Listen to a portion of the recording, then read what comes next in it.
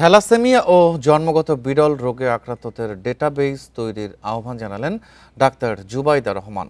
শুক্রবার রাজধানীর রমনায় আইইবি মিলনায়তনে রক্তদাতা সম্মাননা অনুষ্ঠানে প্রধান অতিথির বক্তব্যে এই আহ্বান জানান তিনি।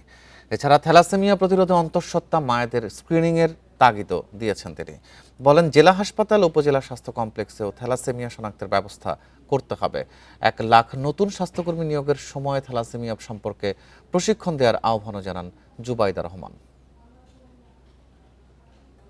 1 লক্ষ নতুন স্বাস্থ্যকর্মী নিয়োগের সময় তাদেরকে থ্যালাসেমিয়া সম্পর্কে সম্যক জ্ঞান দেওয়া যায়, অর্থাৎ এর উপসর্গ, চিকিৎসা ও আশ্বস্ত করার পদ্ধতি সম্বন্ধে প্রশিক্ষণ ও অবগত করা যায়।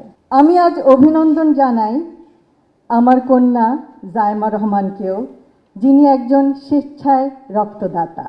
এ যাবৎ তিনি 7 বার স্বেচ্ছায় রক্তদান করেছেন।